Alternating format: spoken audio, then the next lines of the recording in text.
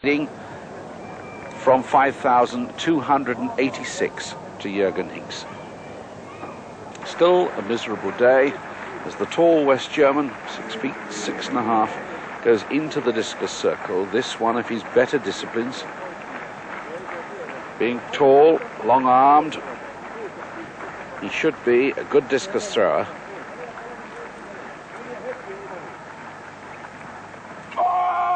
A little bit tentative, and you can see that he's bypassed that 40-meter mark by about 4 meters, perhaps a little less.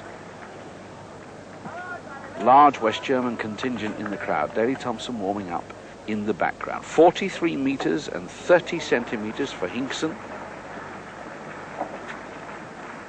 And that's going to score him 749 points.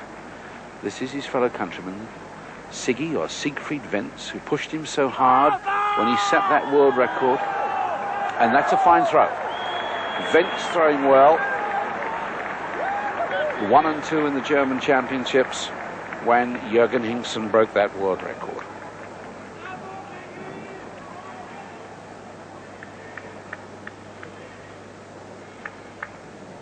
.44 meters and 98 centimeters. 781 points. Daley Thompson, whose very best ever in a competition of this caliber is 45 meters and 48, would settle for a discus throw of anywhere near that, anything over 42 or so meters, and that's good enough for Thompson, who knows he must give a little ground to the West Germans, perhaps in the throwing events where they are bigger, heavier and stronger, but in fact he looks delighted. This British athlete, who is the reigning Olympic champion, European champion and Commonwealth champion, rubs his hands. 44 meters and 46 centimeters, 771 points, and he stays ahead of both the West Germans. Stefan Niklaus now from Switzerland, good sprinter, and he's a long discus thrower. He too, long arm. Oh, it's a good throw. Niklaus much nearer the 50-meter mark. Clearly delighted.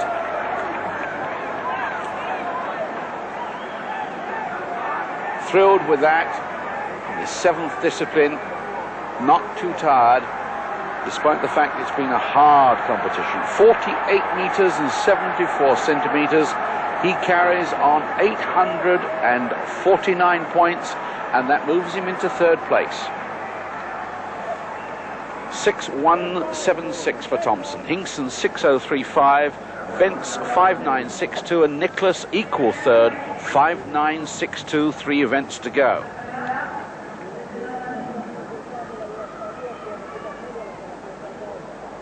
The decathlon pole vault, always a long drawn-out affair. Wentz there, clear at 4.20, then 4.40, then 4.60. And he's had 2 failures at 4.70. This is his 3rd and final attempt at that height. Oh, and he's clear. Now, Wentz, 4.70. That's a massive score of 981 points, but his biggest rivals are still in the competition.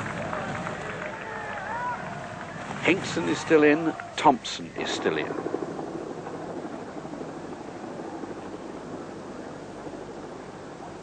And Freimut is also still in, the East German. He too sails over clear, carries that same score, pushes his own personal total on and on. 4 meters 80, 1,005 points. Daley Thompson. Good pole vaulter at his best. Sways back and sails over with inches to spare. What a competitor. It's his celebration, a back somersault. Large British contingent here to cheer on their champion. He's won every major championship that's come his way. 5 meters over 5 meters, and that's a big score. 1,052. Jürgen Hinkson's 3rd and final attempt to match Thompson at this height. Don't think he's going to do it, And again, he has to give a little more ground and lose a few more points to Thompson, the Britisher, who's clearly in very good form indeed.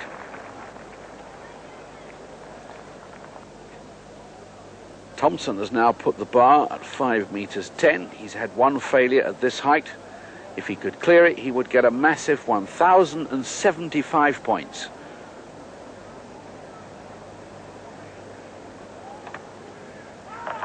Oh, he looks clear.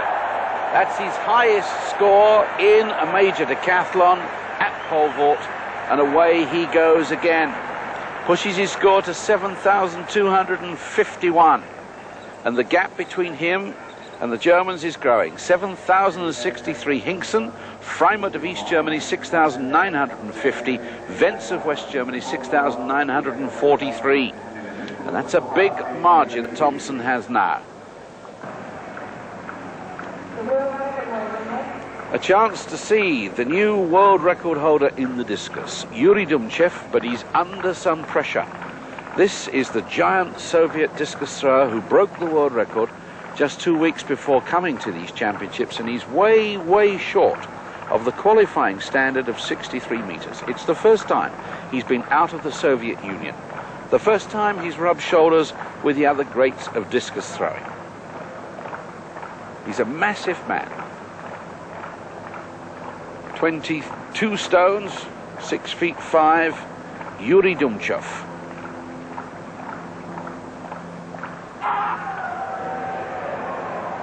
Oh, not enough.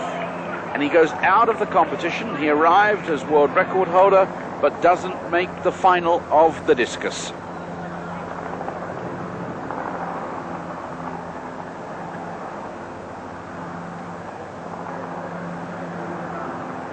Bugar of Czechoslovakia does, so too does Deliz, Valent of Czechoslovakia, Humonen, one of the Finns, Kulunchenko of the Soviet Union, Schult of East Germany, Cooper of the Bahamas, Mac Wilkins of the United States, and 4 others go into that final.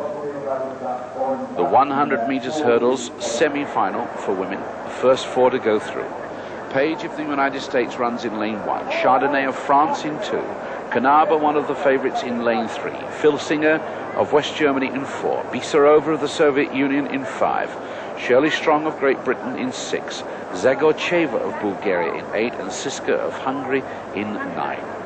Looking at Kersti Knabe, the 1977 European junior champion, who's gone on to be the bronze in Athens since then.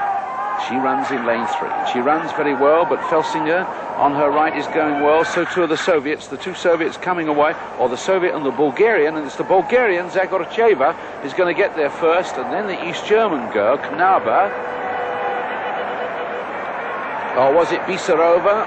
But certainly the first 4 were Zagorcheva, Bisarova, Knabe, and then Shirley Strong. 12.75, a very fast time indeed. The win plus 0.7, those 4 girls will go into the final. The second semi-final is Bettina Jahn of East Germany, Benita Fitzgerald of USA, Petrova of the Soviet Union, Denk of West Germany, Reifstahl of East Germany, Nunn of Australia, Maccabi of France, and Judy Livermore of Great Britain. And another very strong East German girl runs in lane 1, Bettina Jahn, who is the European indoor champion, 7th in the Olympic Games back in 1980, but has been proving a great deal since then. And the East German girl gets away and leads at the first and the second hurdle and takes with her Petrova of the Soviet Union in lane 3. The West German girl is going well, and the other East German girl, Reifstahl, in lane 5. No doubt about the winner, though, Bettina Jahn of East Germany, that's the German Democratic Republic, then Natalia Petrova of the Soviet Union, who runs in lane 3, then Benita Fitzgerald of the United States, and Cornelia Reifstahl of East Germany finishes in 4th place. 12.7, a winning time.